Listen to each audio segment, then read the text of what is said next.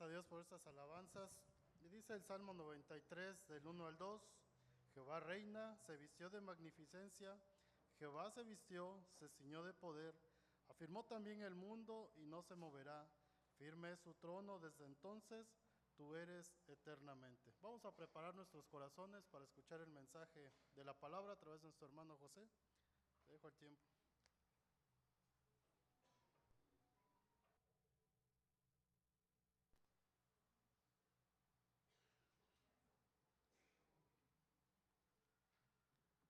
Buenas tardes, mis hermanos.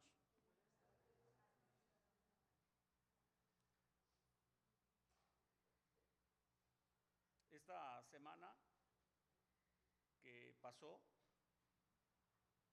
hubo algo que nos debe llenar de gozo y de ánimo para seguir haciendo las cosas que Dios nos mandó.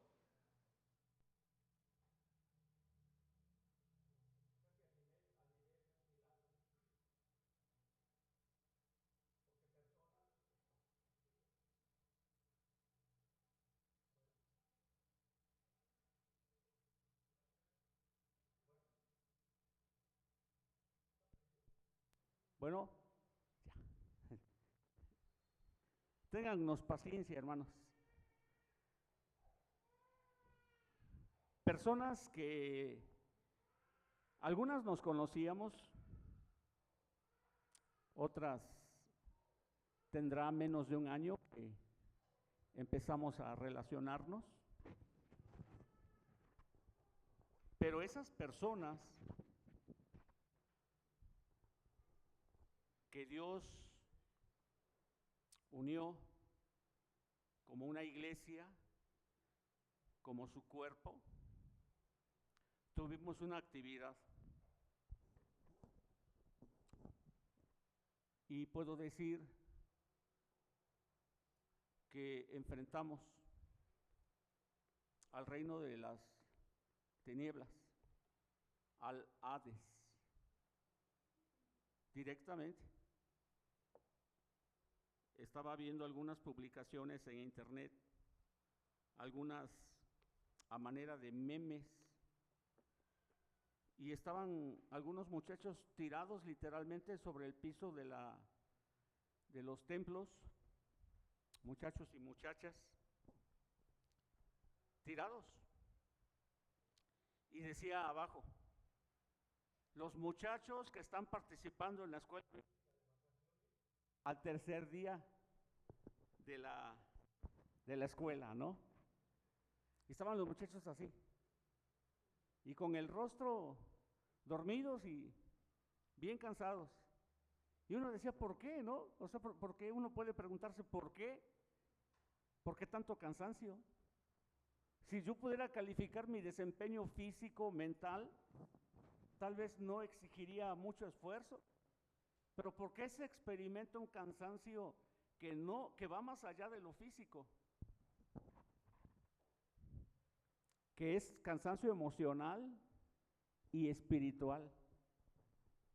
Allá en Mateo 16 dice el Señor que las fuerzas de la muerte, del Hades, no prevalecerán contra su iglesia, y presenta por lo tanto una iglesia que va al reino de Satanás para invadirle, para rescatar almas. Y es hermoso, hermanos, con el grupo con el que Dios me dio la bendición de colaborar, fue una gran bendición. Nunca olvidaré eso, nunca, nunca. Hubo algo de tensión a veces, noté tensión tal vez alguna vez, en algún momento ha dado alguna voz media alterada, rápido hermano, ¿no? O algo así.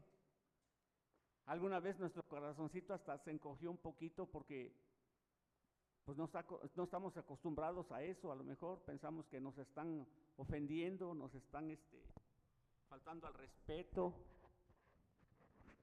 Y hubo situaciones que pudieran haberse sentido como tensas, Pero el trabajo que se hizo, bueno, vean nada más esto, hermanos. Aquí hay amor por Dios, servicio a Dios. Todos sabemos quién lo hizo o quiénes lo hicieron, pero sabemos quién tiene el talento. Eso es servicio a Dios. Y todas las hermanas que tenían que levantarse temprano, algunas de ellas muy temprano para preparar el refrigerio, cosas. Gloria a Dios por sus vidas. Todavía nos falta ir a Tepezilotla y allá iremos en el amor de Cristo, con el poder de Dios. Pero esta semana, gracias iglesia, si alguno se mantuvo al margen de este esfuerzo, se perdió de participar en la obra de Dios, en ese aspecto, porque es una gran bendición. Si alguno tiene reticencia todavía a participar, a dar de su tiempo, de su vida, para estas actividades, hágalo. Le digo con mucho respeto y con mucho amor, se está perdiendo una gran bendición al mantenerse al margen. Algunos tal vez no puedan, ¿se entiende? Otros tal vez desde sus hogares dirijan oraciones a Dios para que Dios nos fortalezca y nos use. Pero todos debemos participar en este esfuerzo que hace la iglesia, mis hermanos. Gracias a Dios por cada uno de ustedes, porque en algún momento dobló las rodillas y oró porque el Señor usara nuestras vidas. En cuanto a la Margarita, hubo una asistencia superior a nuestras expectativas. Lo digo con vergüenza. Hubo una asistencia superior a nuestras expectativas. Hubo un lugar que nosotros no buscamos y que Dios nos dio para realizar la escuelita, superior a nuestras expectativas. Hubo una relación con la lideresa de la colonia superior a nuestras expectativas, porque cuando ponemos las cosas en las manos de Dios, Dios hace maravillas. Gloria a Dios, mis hermanos. Y todavía ayer tuvimos fuerzas para pasarnos una tarde muy hermosa allá en Tustepec, en el culto unido, y luego algunos nos fuimos a jugar y fuimos a Antojitos Panchita o algo así se llama el negocio, y nos pasamos un rato hermoso. ¿Qué les puedo decir, hermanos? Nuestro corazón debe estar lleno de gozo por lo que Dios hace y porque nos invita a participar. Es un gran privilegio y a veces todavía tenemos, no sé de dónde nos sale eso de decirle, no tengo tiempo, no quiero, no tengo ganas, estoy cansado, tengo otras ocupaciones, y puede ser que sí, ¿verdad? Pero quiera Dios que en próximas oportunidades tenga usted esa bendición de participar. Nunca se le va a olvidar en su vida, nunca, porque Dios hace las cosas mucho más allá de lo que pedimos o esperamos. Vamos a orar para este mensaje, hermanos. Quiero pedirle con todo respeto que haga un esfuercito más y se ponga de pie y vamos a ponernos en las manos de Dios. Amante Padre, te damos gracias. Gracias, Señor, porque tu palabra dice que tú provocas en nuestro corazón el querer y en su momento dado el obedecerte haciendo tu voluntad. Hoy queremos predicar acerca de una experiencia del Antiguo Testamento donde una mujer en plena desvalidez, en una dependencia casi total, pudo clamar a ti a través de tu profeta, y tú hiciste cosas mucho más abundantes de lo que ella podía entender o esperar. Y aquel eres tú, no cambias, eres el mismo hoy y por los siglos.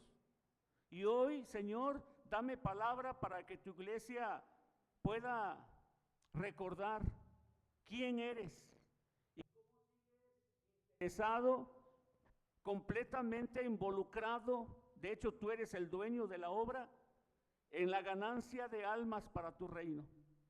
Y cómo nos invitas a participar, Señor, a que podamos invertir, que tú nunca te quedas con nada de lo que quieres bendecirnos. Siempre devuelves multiplicado 100 y 1000 veces. Llena nuestro corazón y nuestra mente de esta convicción y que tu iglesia, Señor, pueda proyectarse hacia el trabajo que desde el principio tuviste para ella. Esas buenas obras que preparaste de antemano para que tu iglesia, cada uno de nosotros, anduviésemos en ellas. Háblanos, mi Dios, te lo pedimos en el bendito nombre de Jesucristo. Amén. Tomen sus lugares. En el Evangelio de Mateo, en el capítulo 6, en el versículo 33, toda esa perícopa, todo ese párrafo, termina con una frase que, termina con una frase que a algunos se nos ha quedado grabada porque contiene una promesa muy hermosa.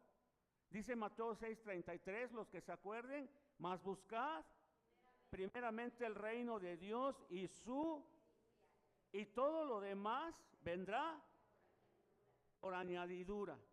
Y este remate de ese párrafo lo menciona nuestro Señor Jesús porque comienza hablando del afán y de la ansiedad.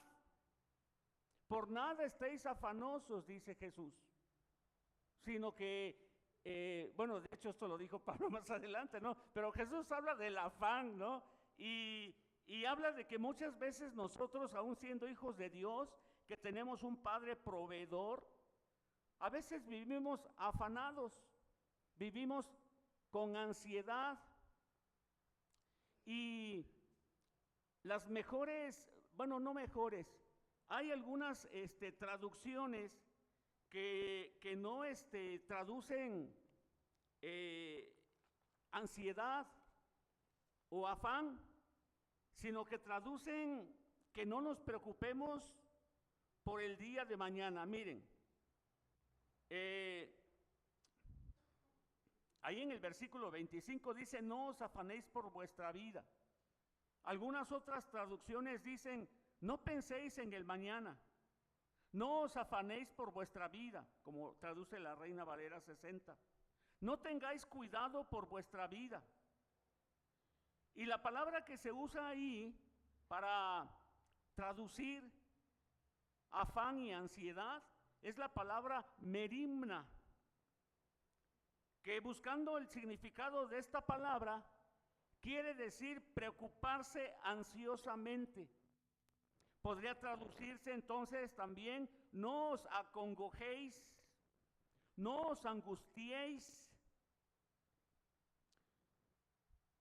Y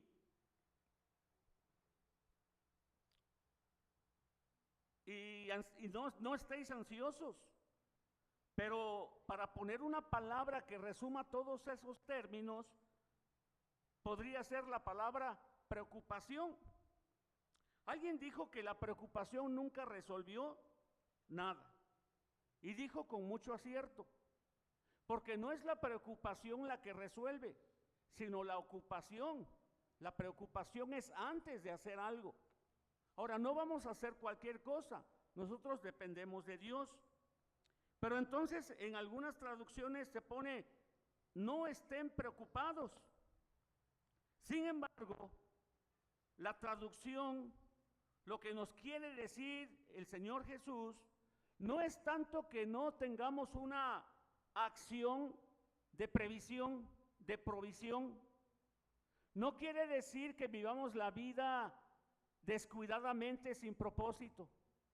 Tampoco quiere decir que no nos esforcemos, que seamos ociosos, perezosos, descuidados, sin objetivos en la vida, sin buscar alguna promoción en la vida, en el trabajo. No quiere decir eso. Lo que quiere decir es que esas cosas, y en ese pasaje de Mateo 6, habla de lo más elemental como es comida, la bebida, pone como ejemplo a las aves del campo, pone como ejemplo a los lirios que visten de la manera más magnífica. Ni siquiera Salomón llegó a vestirse como una de esas flores tan hermosas, y Dios las viste así. Lo que quiere decir, hablando de esas necesidades básicas, es que Dios sabe que tenemos necesidad de ellas y que podamos descansar en Dios haciendo lo que nos corresponde. Finalmente, hermanos, repito, no quiere decir que no trabajemos. Hay hasta versículos que hablan de la ociosidad y de la pereza como algo negativo.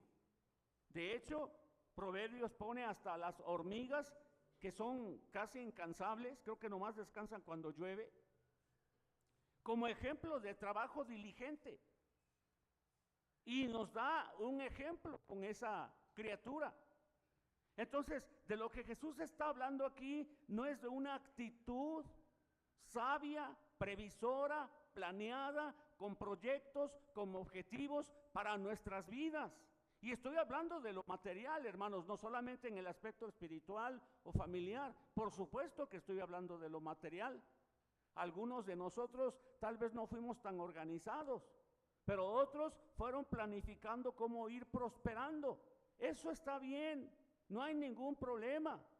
Pero lo que es problema es cuando eso se convierte en un afán, en una ansiedad, cuando nos roba la paz, cuando en momentos de bonanza, de vacas gordas, pues no prevenimos para los tiempos difíciles.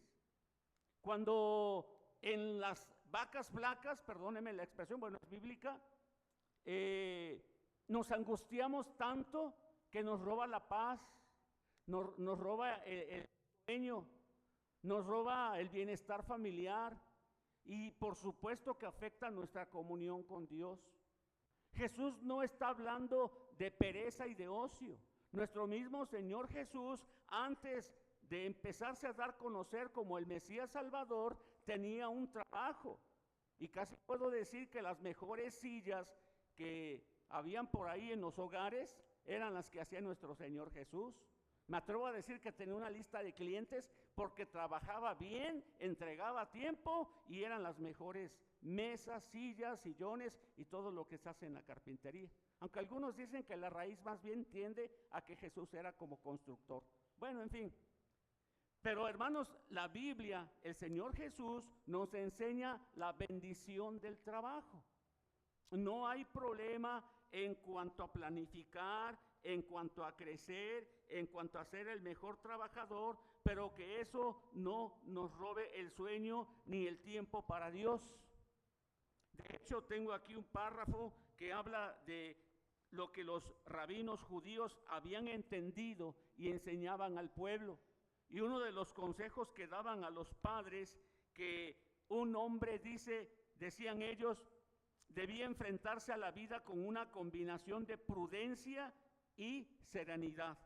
Y en uno de esos puntos decían que un hombre israelita temeroso de Dios debía enseñarle a sus hijos una profesión. Aquí hace tiempo había un hermano de nacionalidad canadiense, me parece, pero de orígenes judíos, que algunas veces me llegó a comentar que los judíos en su educación integral siempre intentan incluir un oficio, un instrumento musical, una profesión y...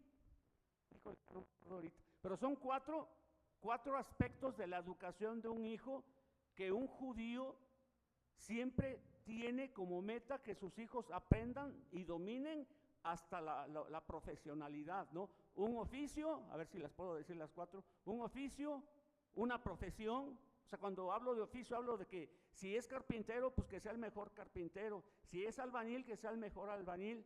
Una profesión a nivel académico, ¿verdad? En grado de licenciatura y que sea uno de, si no el mejor, uno de los mejores profesionistas. Un instrumento musical. Los judíos hacen mucho énfasis en que sus hijos dominen piano, guitarra, X. Y el otro creo que era un deporte, si no mal recuerdo, que pudieran tener una vida de deporte. Y esos eran los 4 pilares de la educación integral desde el tiempo de los rabinos, hermanos. Desde el tiempo intertestamentario enseñaban esto como una medida preventiva para que los hijos pudieran ser prósperos. Y quiero hacer una mención para poder introducirnos en el pasaje de la viuda, porque todavía no explico cómo se hila Mateo 6 con la viuda que recibió esta bendición. Pero ahí en Mateo 6 también, en el versículo 10, hablando de la oración que conocemos como el Padre Nuestro, hay una frase que dice, cuando Jesús enseñaba a sus discípulos a orar: venga tu reino, hágase tu voluntad, así como en el cielo, también en la tierra. Y entonces ahí dice claramente que estar en el reino de Dios y hacer la voluntad de Dios son conceptos sinónimos. Uno no puede estar en el reino de Dios si no hace la voluntad de Dios. De hecho, hacer la voluntad de Dios, yo diría que llena todos los espacios de la definición del concepto de estar en el reino de Dios. Donde Dios no reina, no es su reino. Dios es rey, es su reino donde Él gobierna y manda, y donde sus súbditos le obedecen. ¿Por qué digo esto? Porque en el pasaje de la viuda, hermanos, hay algunos elementos que yo no sé cómo reaccionaríamos nosotros. No sé si haríamos exactamente lo que se nos pide. La Biblia habla de personas que cuando recibieron el favor de Dios fue porque hicieron exactamente lo que Dios les pedía que hicieran. Aún ante Eliseo llegó un general, Naamán, orgulloso, que se sintió tan superior que no quería meterse en el río Jordán, porque él decía: allá en donde yo vivo, en mi país, hay ríos mejores. ¿Qué vengo yo a hacer este riachuelo, no? Pero cuando obedeció, la lepra desapareció. ¿Cuándo obedeció? Si no hubiera obedecido, pues hubiera quedado leproso para toda la vida, ¿no? Tenía todo, pero también tenía lepra. Y una humilde sirvienta, una inmigrante allá en Asiria, le dijo: en mi país hay un profeta que si tú lo ves, te puede sanar. ¿Y cómo lo trató Eliseo? Lo llena de orgullo y dice: no, yo me regreso. Ni siquiera salió a recibir y mandó a su criado, lleno de orgullo. Y cuando le dijo que se sumergiera en el río, no, es un riachuelo insignificante. Allá en Babilonia está el Tigris y el Éufrates, ¿no? Esos son ríos. Por algunas razones, hermanos, a veces no queremos hacer lo que nos pide Dios. Vamos a ver entonces, el título del mensaje es: vasijas vacías, no pocas. Cuando estaba consultando el pasaje, hermanos, muchos le pusieron un mensaje que hicieron de este pasaje así: vasijas vacías, no pocas. Pero es que está bien bonito el título, ¿no? Y yo creo que engloba todo lo que enseña este pasaje. Entonces el mensaje se basa ahí en el segundo libro de los Reyes, si gustan buscarlo y tenerlo ahí abierto, segundo de Reyes, capítulo 4, y el título es el aceite de la viuda. Dice ahí en el capítulo 4, versículo 1, segundo de Reyes: una mujer, profetas, clamó a Eliseo diciendo: tu siervo, mi marido, ha muerto, y tú sabes que tu siervo era temeroso de Dios. Vamos a poner el primer punto, por favor. Tú sabes que tu siervo era temeroso de Jehová, y ha venido el acreedor para tomarse 2 hijos míos por siervos. Y Eliseo le dijo: ¿qué te haré yo? Declárame qué tienes en casa. Y ella dijo: tu sierva ninguna cosa tiene, sino una vasija de aceite. Entonces, le está diciendo el profeta Eliseo a la viuda: ¿qué es lo que tienes ahora? ¿Tu miseria es tanta que no tienes nada? La situación en tu vida es tan precaria que a lo mejor ya no hay gratitud ante Dios, porque la realidad te golpea y dices: otro día más de preocupación, de enfermedad. ¿Cuánto tiempo tienes con ese malestar en tu cuerpo que pueda minar tu fe en Dios y que puedas decir: no tengo nada, pero sí tienes algo? La pregunta del profeta Eliseo a la mujer es directa. ¿Con qué cuentas? ¿Cuál es tu base? ¿De qué partes? ¿Cuál es tu situación espiritual? ¿Cómo te sientes ahora? ¿Cómo está tu fuerza emocional? ¿Quién está tan desvalido, tan indefenso ante las situaciones de la vida, que pudiera haberle contestado al profeta Eliseo: no tengo absolutamente nada de qué echar mano? En el mundo de aquel entonces, donde la viudez y la orfandad son condiciones bastante peligrosas aún para perder la vida. Aún así, la pregunta del profeta a la viuda es: declárame qué tienes en casa. Ahora, tal vez esta mujer llegó ante Eliseo con argumentos que delante de Dios no son de tanto peso. Porque a veces creemos que merecemos algo. Hay ocasiones en que partimos de una base de que Dios no nos está dando lo que merecemos, lo que nos corresponde. Y pensamos que hay injusticia en la forma en que somos tratados. Que Dios tiene la obligación de proveernos. Y esta mujer llega con esa argumentación. Y esta mañana podríamos preguntarnos nosotros: ¿por qué creemos que merecemos la providencia divina? Y ustedes pueden decir: es que la pregunta es incorrecta, hermanos, es por pura gracia. Y yo entiendo eso. Cuando Dios nos da todo lo que nos da, incluyendo la vida y la salvación, es por pura gracia. Pero ese es un concepto teológico que es correcto desde las Escrituras, y que a veces no incide en nuestro corazón para inspirarnos confianza. Esa declaración de fe a veces no es tan de fe, sino es una declaración verbal que nos impide estar en paz cualesquiera que sea nuestra situación.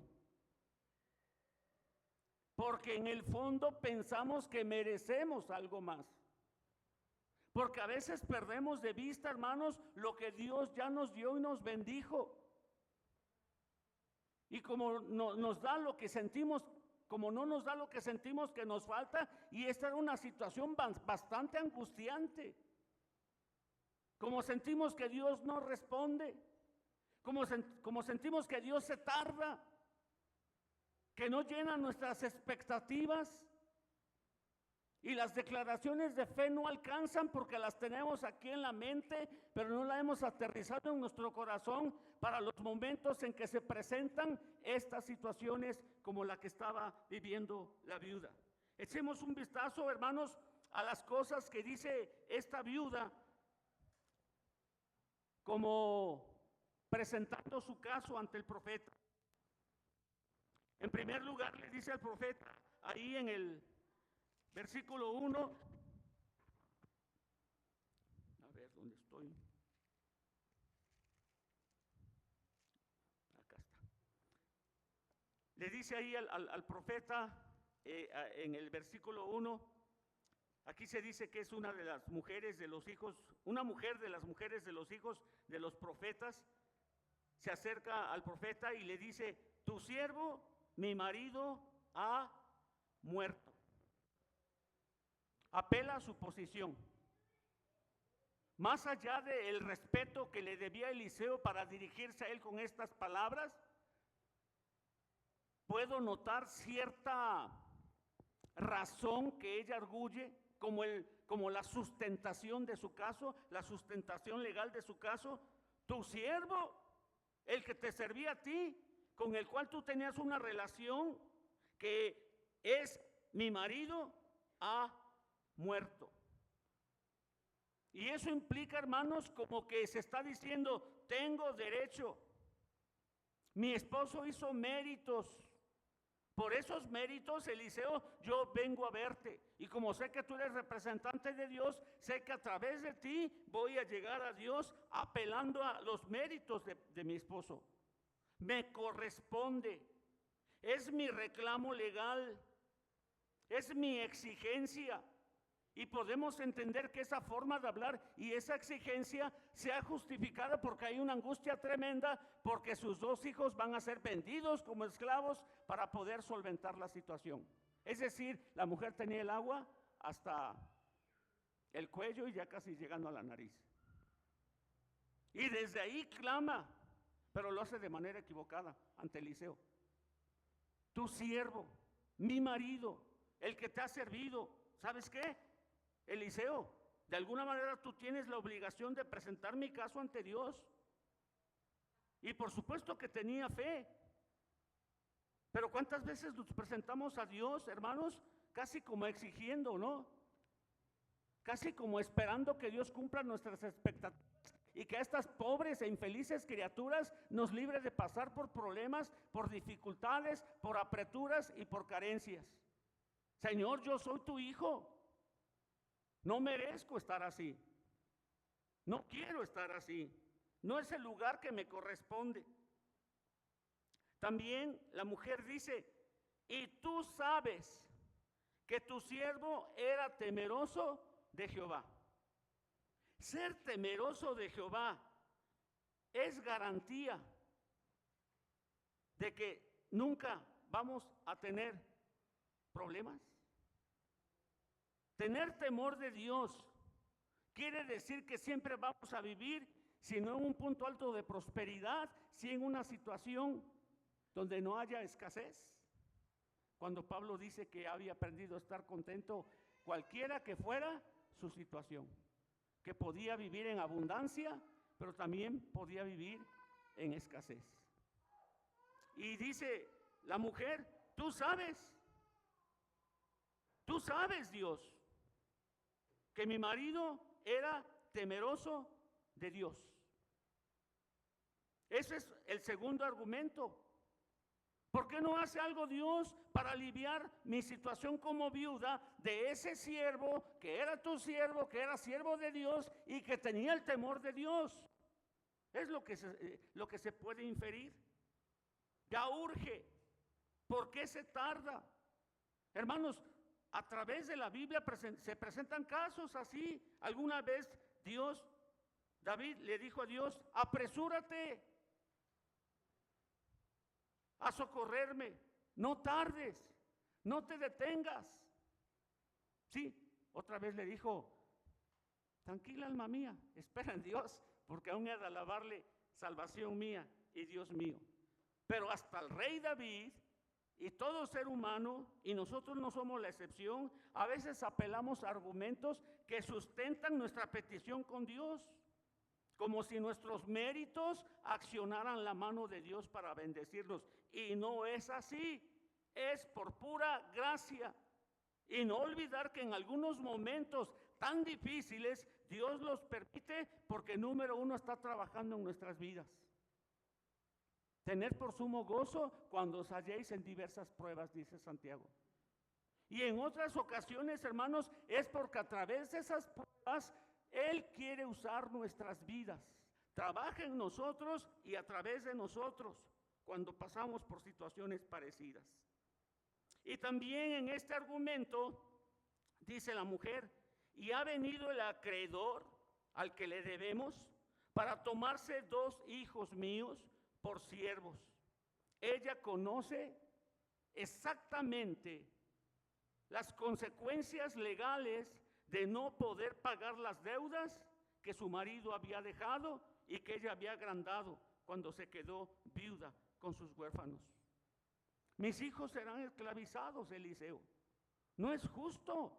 Son hijos de un hijo de profeta, de un siervo temeroso de Dios. ¿Dónde está Dios cuando pasa esto? Dice David en el Salmo 18, en mi angustia invoqué a Jehová y clamé a mi Dios, y Él oyó mi voz desde su templo. Y mi clamor llegó delante de Él a sus oídos. Dice la mujer, aparte de todo esto, lo único que me queda es una pequeña vasijita de aceite y según comentan que es una vasijita con tan poca cantidad de aceite y que ese aceite era usado para ungir, básicamente por cuestiones ceremoniales, pero también por cuestiones de sanidad. O sea que no tenía gran sustento la mujer, era consciente de su realidad. Digo, no hace falta mucha visión para darnos cuenta de las situaciones por las que estamos pasando. Pero ante esto, ahí en el versículo 2, la pregunta que le hace Eliseo a la viuda es: ¿qué tienes? ¿Qué tienes? ¿Qué te haré yo? Declárame qué tienes en casa. ¿Qué es lo que nosotros esta mañana podemos decir? Me faltan muchas cosas.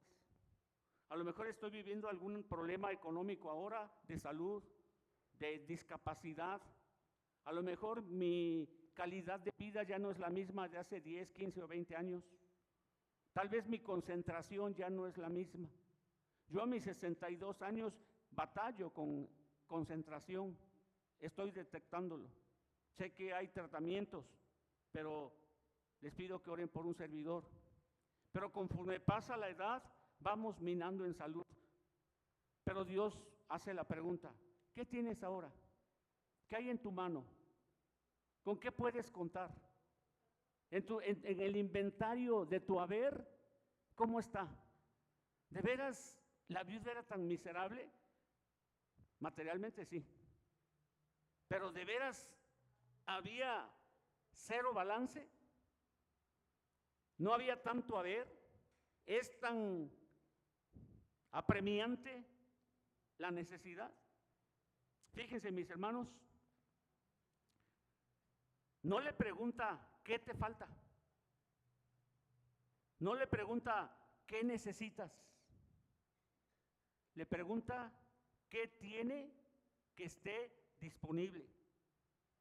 Porque a partir de eso, aunque a nuestra vista pudiera parecer insignificante, Dios puede empezar a tratar en solucionar las necesidades. ¿Qué tienes? ¿Qué hay? Algo ahora que puedas decir: esto es mío. ¿No acaso Dios le preguntó a Moisés cuando lo comisionó para el Éxodo y Moisés se sentía sin herramientas? Y Dios le dice: ¿qué tienes ahora en tu mano? Y lo que Moisés tenía en su mano era una simple, sencilla y ordinaria vara de pastor. Si pudiéramos cotizarla en el mercado, no ascendería $1 esta vara. Era del desierto, no tenía gran valor. Pero a partir de esa vara, Dios hizo maravillas y milagros. El Señor Jesús, por 2 ocasiones, una vez alimentó a 4,000, otra vez a 5,000, pero la pregunta también es: ¿qué tienen? Porque les dice a los apóstoles: ustedes denles de comer. Y ellos pues abren tamaños ojos y dicen: ¿pero con qué? No tenemos nada. ¿Qué tienen? Y por ahí había un chiquillo que tenía algunos panes y algunos peces. Y con eso Dios hizo una maravilla. ¿Qué tenía David en la mano cuando se iba a enfrentar a aquel insolente gigante? Una honda y 5, no, las recogió, ni siquiera eso tenía, fue y las buscó, ¿no? Nomás tenía una honda. Y David, pues, es lo que tenía y enfrentó al gigante. ¿Qué tiene usted? ¿Con qué sirve a Dios? Algunos hemos sido bendecidos ampliamente, ¿no? Cuando nosotros llegamos a Córdoba, y perdón por ponerme por ejemplo, no perdón, es un buen ejemplo. Llegamos y no teníamos una sola casa. Una casa. Llegamos a vivir a la casa de mi suegra. Y bueno, nada más nos quedamos con ese gesto. Vivíamos en la casa de mi suegra. Y con 3 niños. Y latosillos. Y pues yo también latoso. Y los pusimos en las manos de Dios, hermanos. Y Dios proveyó más allá de lo que pensábamos o esperábamos. Y si usted me dijera, ¿y qué plan hiciste? Pues no muchos, pero Dios sí tenía un plan y nos bendijo. A lo mejor usted tiene ahorita en su mente proyectos de su vida que dice, no, ¿para cuándo? No alcanza el varo, no alcanza. ¿Por qué no prueba ponerlo en las manos de Dios y servir al Señor con eso? ¿Por qué no hace lo que la viuda? ¿Qué es lo que tienes en tu mano ahora? ¿Tienes tu vida? No sé qué tal andes de salud, pero ¿estás vivo? ¿Tienes voz? Alguna vez yo recuerdo que dije aquí que hay hermanos y hermanas que su sola presencia anima. A mí me pasa. Aquí en la iglesia Emanuel y en todas las iglesias que Dios me ha permitido estar, hay hermanos que cuando, digo, todos son amados, pero cuando llega un hermano que tiene ese ánimo, ese gozo, anima. Anima. Recuerdo que cuando Jesús iba a orar y sudaba sangre de la angustia que impregnaba todo su ser, le pidió a sus amigos que fueran a orar por él, el círculo íntimo, porque él sabía que lo amaban, equivocados e imperfectos, pero Jesús sabía que lo amaban y les pidió que oraran por él y con él. Alguien dijo, ¿por qué no le dijo a Tomás? Pues porque el Tomás era un incrédulo. Capaz que se pone a llorar ahí con Jesús, ¿no? Se suicida Tomás. Hay personas que con su presencia animan. A mí me pasa. Hay personas que con su hablar, con su actuar, con que vengan y te pongan la mano en el hombro. Hay personas de las que yo estoy seguro aquí en esta iglesia que oran por mí todos los días o la mayor parte que pueden. Con eso contamos. Hay una iglesia a la que no vamos, sino de la cual somos parte, que es nuestra familia. Así como dicen, a mí me respalda el barrio, algunos, ¿verdad? A nosotros nos respalda la iglesia. Y si alguno no me respalda en oración, pues allá él, pero yo sí respaldo a mis hermanos. Y si hay que enfrentar al enemigo, vamos juntos. Eso es lo que sentí ahora que fuimos allá a la Margarita. Íbamos juntos. Alguna vez se nos deslizó una palabra que pudo haber causado controversia. Me dijeron en mi carota, pastor, esto que usted dijo estuvo mal. Esto que usted hizo estuvo mal. Y mi corazón sí se hace así como que se retuerce, ¿no? Como que se enoja. Pero al ratito Dios dijo, tranquilo, estuvo bien que te dijeron, te hace falta para mantenerte. Yo de por sí soy humilde, hermanos, pero a veces necesito que me mantengan humilde. Entonces, ¿qué tenemos? ¿Con qué podemos decir que contamos? No siempre con lo que contamos es algo tangible. En el caso de Moisés, de David, había algo tangible. Pero hay algunas cosas que no son tan tangibles. ¿Qué podemos decir con lo que contamos hoy que pueda servirnos para servir a Dios y a nuestros hermanos? ¿Qué soy? ¿Qué tengo? ¿Qué me ha dado Dios? Tu personalidad, tu presencia, tu pequeña vasija de aceite puesta en las manos de Dios puede hacer maravillas. Y hermanos, les puedo decir que algunos de ustedes tienen una vasija así chiquita con un poco de aceite como la viuda. Y no los juzgo, pero algunos tienen una vasijota de esos rotoplaces llenos de aceite. Y a veces no lo compartimos, ni lo sacamos, ni lo traemos al servicio de Dios. Y ese aceite se echa a perder también. Ese aceite al rato ya no va a servir para nada. Hoy es el tiempo de poder traer ante la presencia de Dios y ofrecerle al Señor nuestras pequeñas o grandes vasijas llenas de aceite para que Él las use. Vamos al segundo punto, por favor. Confía en Dios, da lo mejor de ti y déjale el resto. Confía en Dios, da lo mejor de ti y déjale el resto a Él. Obedece, obedezcamos, aunque no entendamos. El Señor le dice a la viuda: ve y consíguete vasijas prestadas. Las tenía que pedir prestadas porque ella no tenía. Ve y consigue vasijas prestadas de todos tus vecinos. Vasijas vacías, no pocas. Y nos parecería un paso sencillo hacer una instrucción tan simple como ir con los vecinos, tocarles la puerta y decirle: oye, ¿me prestas unas vasijas? Y algunos vecinos, porque hay algunos muy preguntones, podrían decir: ¿para qué, viuda? ¿Para qué quieres vasijas? Y algunos tal vez podrían tener una actitud de burla. Algunos tal vez podrían no entenderla. Pero ella obedeció, aunque no entendía. Fue a pedir esas vasijas.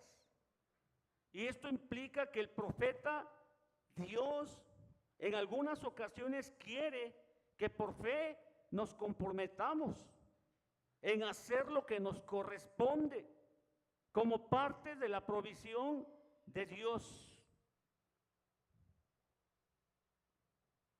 Alguna vez al padre de la fe, el Señor le dijo: ¿sabes qué, Abraham? Tienes 75 años, eres viejo, no tienes ningún hijo y tu esposa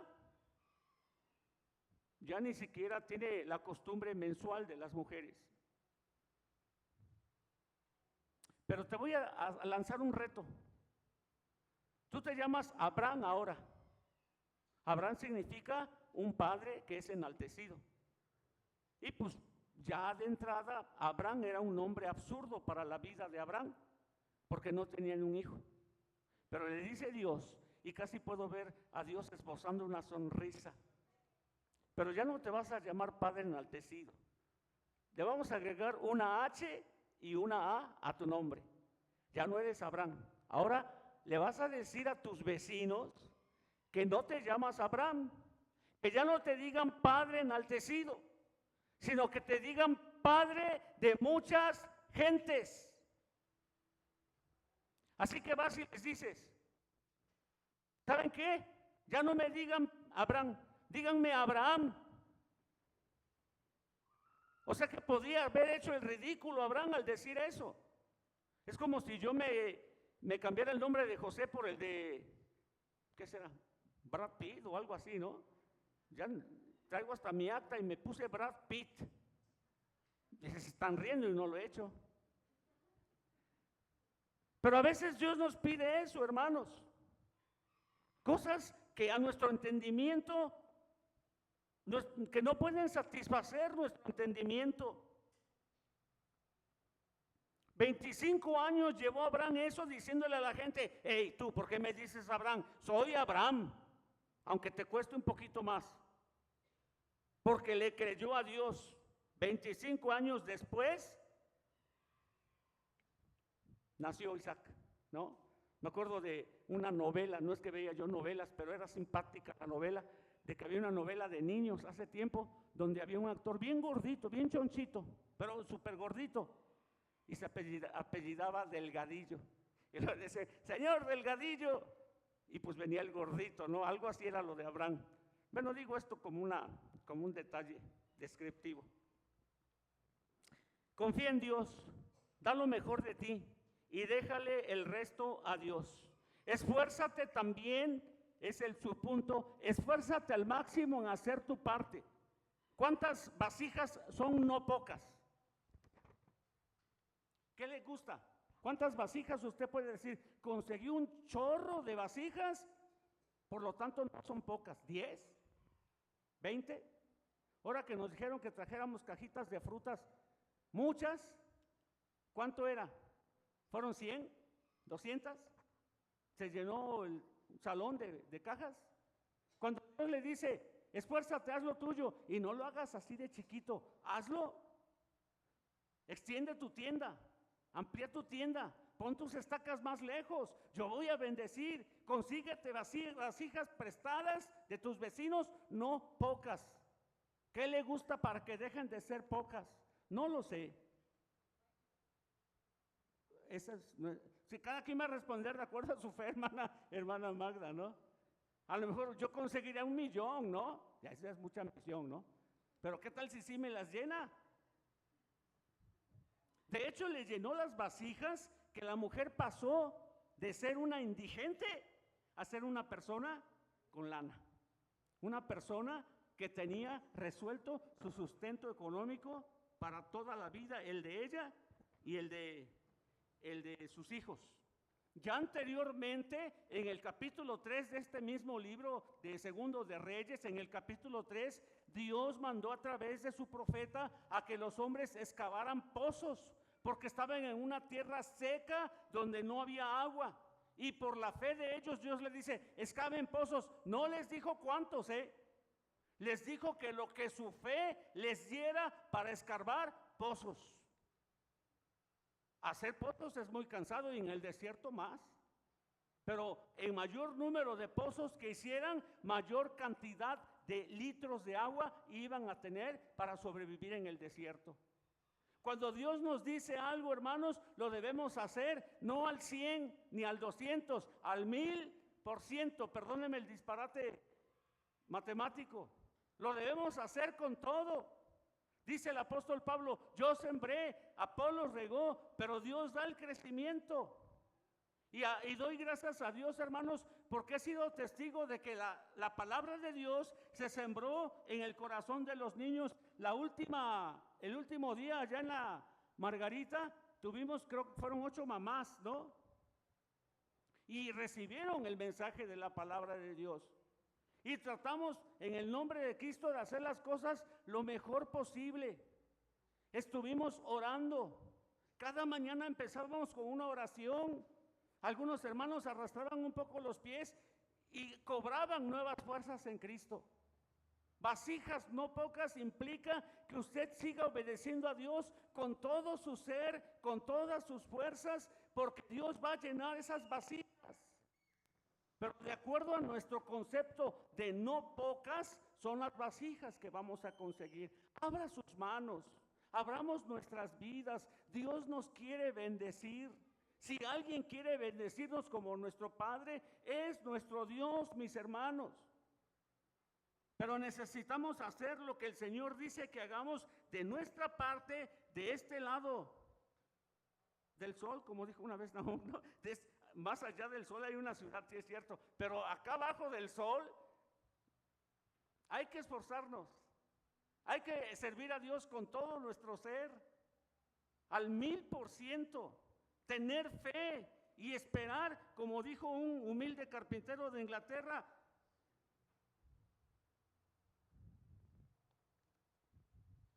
hacer cosas grandes para Dios, pero también esperar grandes bendiciones de Dios por fe.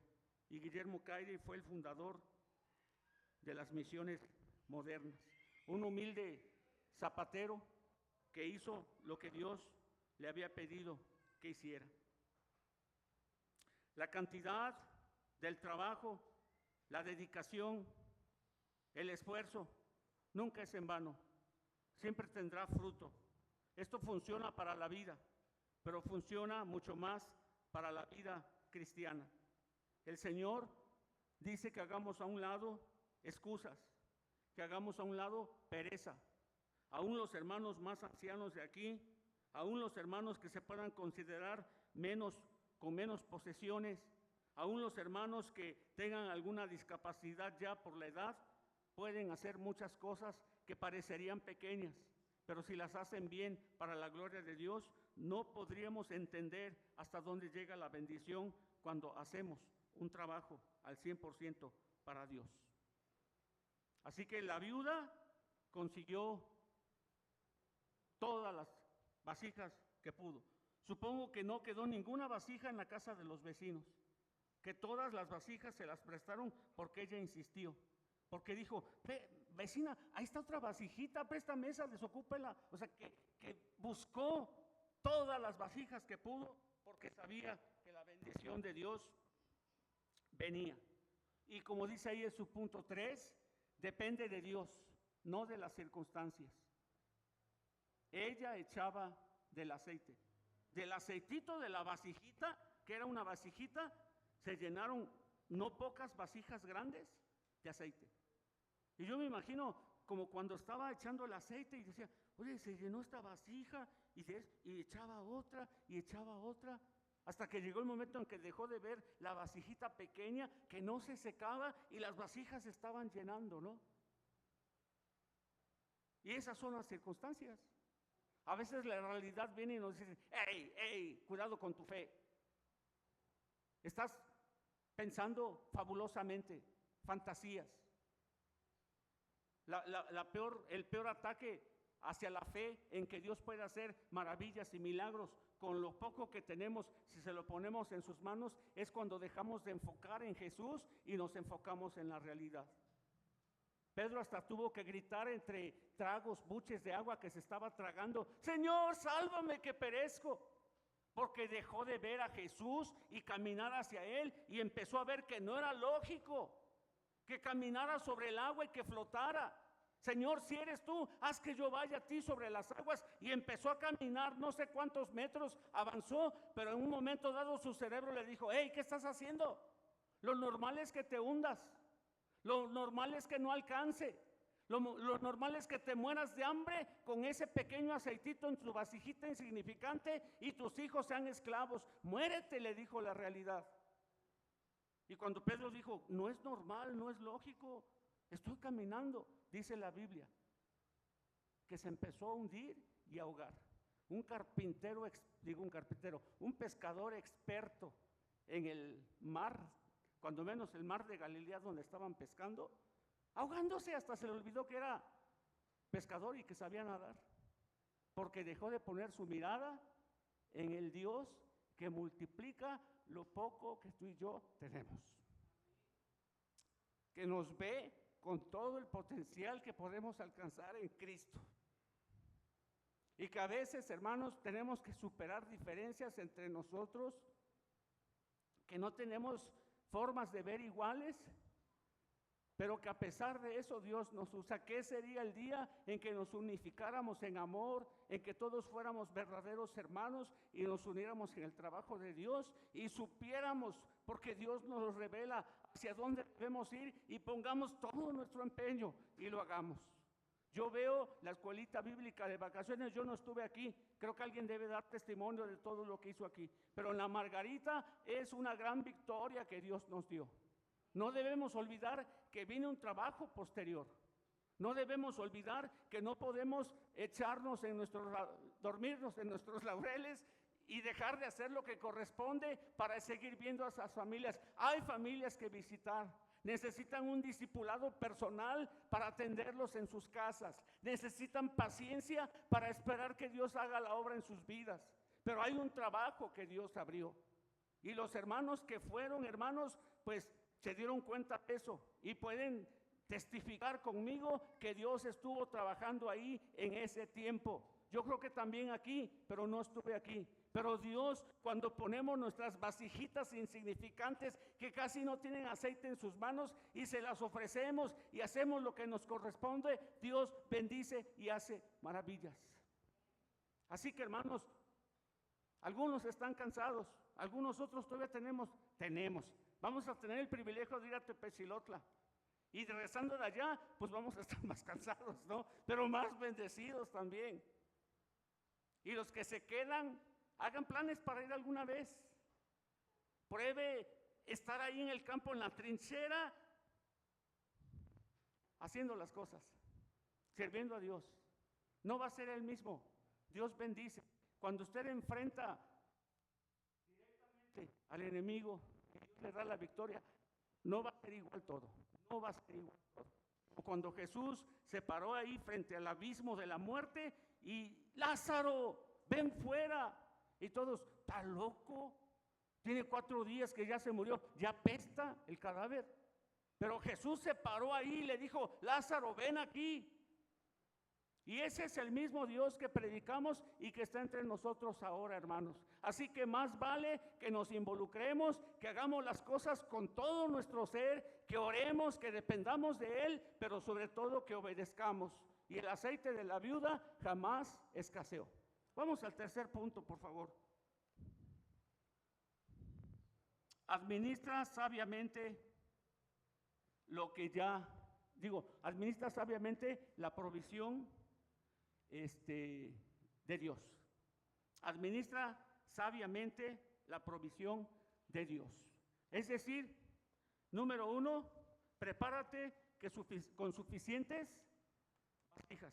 ¿Se acuerdan en la pesca milagrosa cuando venían ya y estaban remendando las redes y dice Pedro con una tristeza de que no tienen nada? Señor, toda la noche hemos estado tratando de pescar y no hemos agarrado ni un mugroso pececito. Bueno, no dijo mugroso, pero no tenemos nada. Y Jesús les dice, echen la red allá, vayan mar adentro y échenla. Y dice la Biblia que agarraron tan grande cantidad de peces que la red se rompía y que la barca se hundía.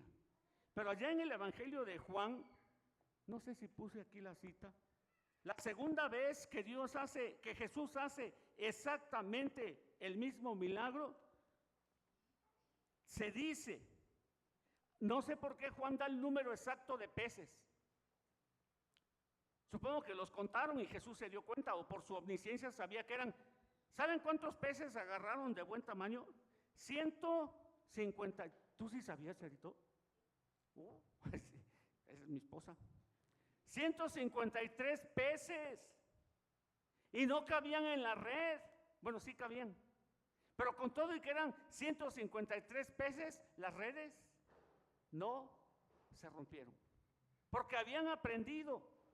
Y lo que hoy podemos aprender, hermanos, es que debemos obedecer a Dios y hacer redes más fuertes. Que debemos enmendar nuestras fallas y nuestros errores. Que de esta experiencia, haya habido malas experiencias tal vez, podamos aprender. No se vale que usted y yo alguna vez discutamos de algo y no estemos de acuerdo y no hagamos algo para solucionarlo. No se vale que en algún momento dado yo me vaya a mi casa con alguna sensación de malestar con usted y lo siga dejando y más adelante no busque la oportunidad de reconciliarnos y solucionar esa situación. No se vale que de nuestros errores no aprendamos. Alguien dijo que lo peor de no aprender por las fallas que tenemos en la vida es no aprender por las fallas de la vida. Tropezar de nuevo con la misma piedra neciamente 10, 100, N veces y seguir dándole ahí como si no tuviéramos inteligencia, palabras y un Dios todopoderoso. Entonces ellos remendaron las redes. Esta mujer buscó suficientes vasijas. ¿Saben cuándo cesó el aceite? ¿Cuándo ya no hubo más aceite en la vasijita? Cuando se llenó la última vasija grande. Si hubiera otras 2 o 3, el aceite seguiría fluyendo. El poder de Dios se seguiría manifestando. ¿Saben por qué a veces, hermanos, nosotros no somos bendecidos con aceite de Dios, con bendición de Dios, como iglesia, como individuos? Porque no ajustamos las cosas de acuerdo a la voluntad de Dios. Porque a veces el orgullo nos puede y no dialogamos para ponernos de acuerdo. Porque siempre queremos tener la razón en algo. Peleas, riñas, miserias humanas a veces impiden que venga más bendición de Dios. Por supuesto, Dios es soberano. Por supuesto, Dios ha usado hasta hombres paganos. Ha sido hasta le dijo que era mi siervo. Pero imagínense, hermanos, por un momento, como dice aquel canto, tan solo puedo imaginar, ¿no? Una iglesia unida, con un objetivo común, amándose, como una flecha dirigida por Dios hacia un blanco, bien dirigidos por el Señor. Las maravillas que Dios puede hacer. Por eso urge que remendemos nuestras redes. Urge que platiquemos entre nosotros nuestras diferencias. Urge que como iglesia nos pongamos en las manos de Dios. Urge que si usted tiene una crítica hacia mí, me critique y me diga, hermano, esto está mal de ti. Venga conmigo en amor, dígamelo. Si usted ve que algo está mal en la iglesia, hermanos, con mucho amor, dígamelo. Lo que no se vale es que nomás critique y no se meta en la solución. Pero hágalo. Ese es el cuerpo de Cristo. Esa es la iglesia unida. En estos días nada más se apretó tantito y pudimos ver bendiciones de Dios. ¿Cuánta bendición puede venir si tan solo nos preparamos con suficientes vasijas? ¿Cuánto aceite podríamos recibir? Otro subpunto ahí es, sé honesto con Dios. La viuda, cuando vio tanto aceite, tanta prosperidad, quiero decir, porque Dios sí prospera, Dios sí bendice, fue a decirle inmediatamente al profeta Eliseo, ¿sabes qué, Eliseo? Tengo aceite a montones, ¿no? Ya me imagino todo el descanso que llevaba esa viuda en su corazón. Los problemas estaban resueltos por Dios. Un gran peso se le había quitado de encima. Y puedo imaginar su sonrisa. Eliseo, ya se solucionó el problema. Tengo mucho aceite. Dios ha sido bueno. Pero va y le dice, hermanos, porque ella quiere ser honesta con Dios. Y la pregunta es, ¿qué hago? No tenía yo más que un tantito así en una vasijita. Ahora tengo un montón de vasijas llenas de aceite. Profeta de Dios, ¿qué hago? Son para mí. Se los tengo que ofrecer a Dios. Tengo que ir al templo a ofrecérselos a Dios. Tengo que llevarlo con los levitas. Tengo que regalarlo entre los pobres. ¿Qué tengo que hacer, Dios? Eso se llama honestidad.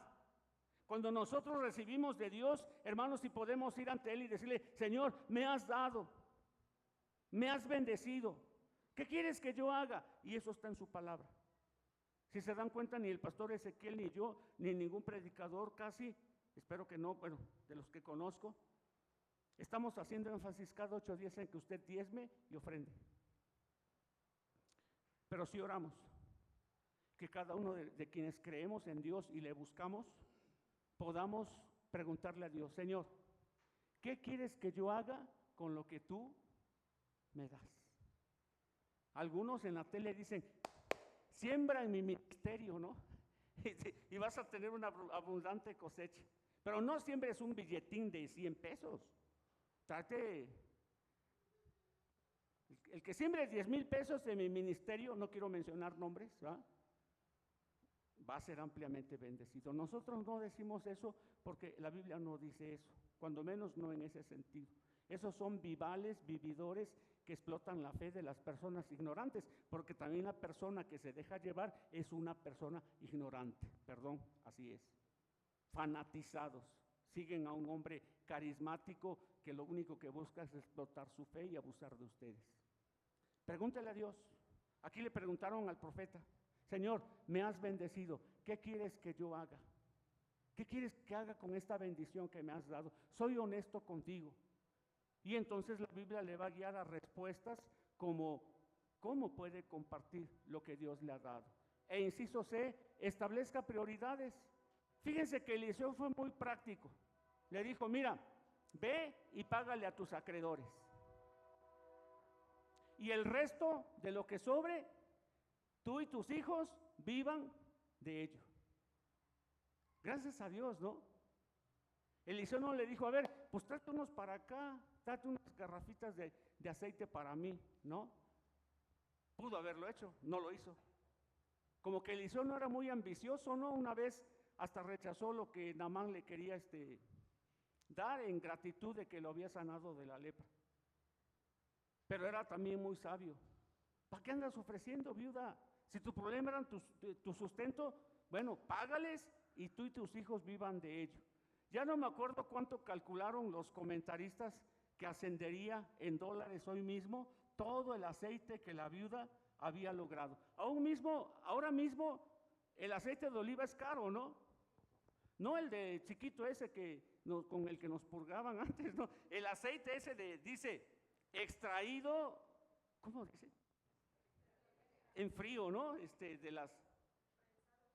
De los viñedos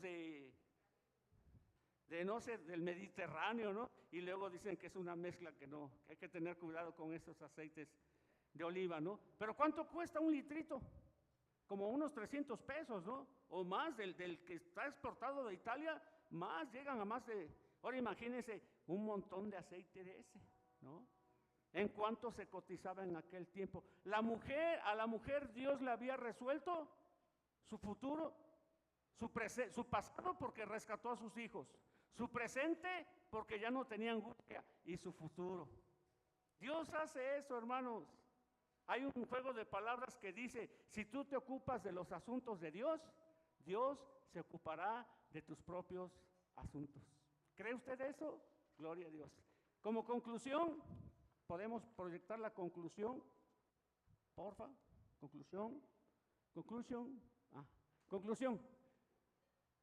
La idea era empezar una serie de mensajes sobre mayordomía cristiana, pero todavía no acabo la serie de compórtense como hombres, así que la próxima vez que me toque vamos a seguir con comportarnos como hombres, ya no más faltan 2.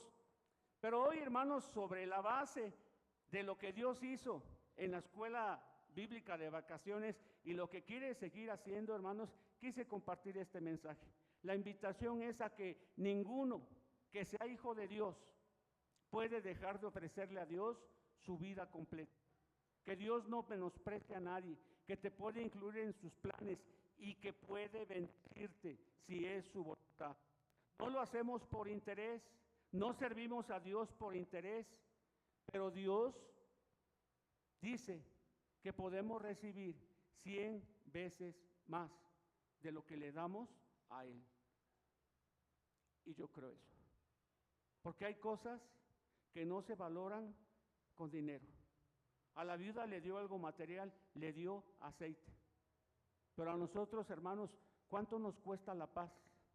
Alguien decía que alguien puede tener una casa, pero no un hogar. Alguien puede tener una cuenta económica, pero no paz. Alguien puede tener un seguro médico, pero no salud. No confundamos las cosas. No siempre las bendiciones son materiales. Pero la paz, el gozo, la tranquilidad, hermanos, de saber que Dios te ama y que usa tu vida es algo incomparable. La mayordomía cristiana es una cuestión de fe, es una cuestión de fe y de obediencia a Dios. A veces no podemos ver el fin desde que empezamos nuestra carrera con Cristo, pero ser mayordomos básicamente es la base de la mayordomía. Ser mayordomos es confiar en Dios. 2 cosas, confiar en Dios y hacer lo que Él nos pide. Vamos a orar, cierre sus ojos.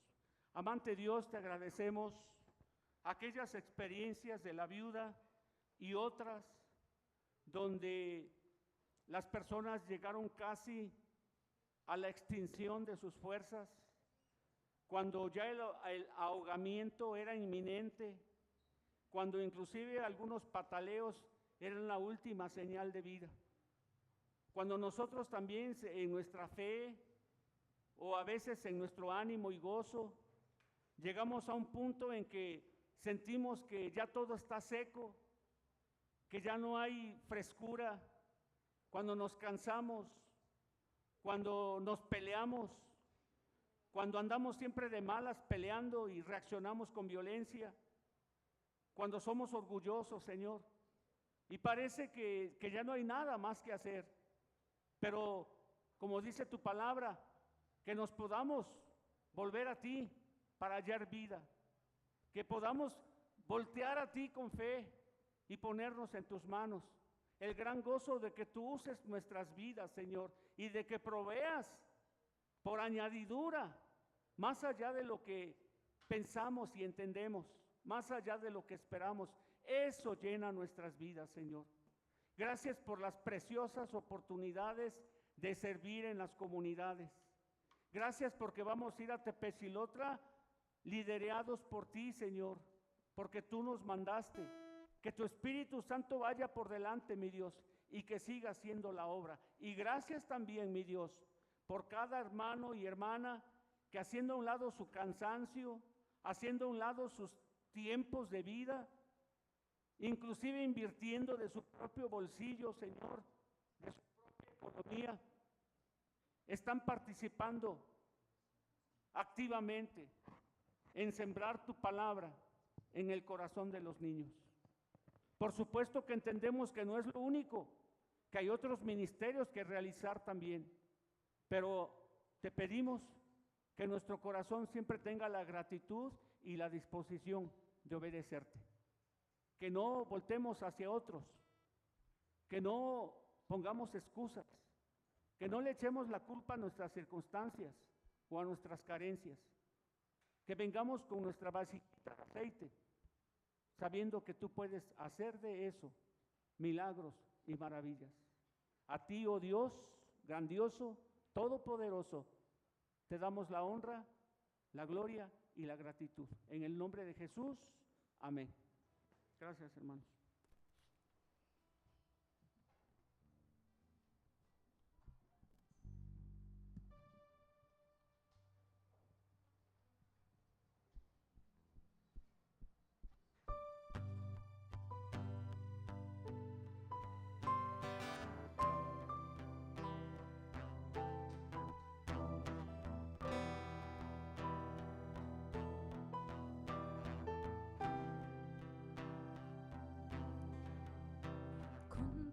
Contempla al Dios de majestad,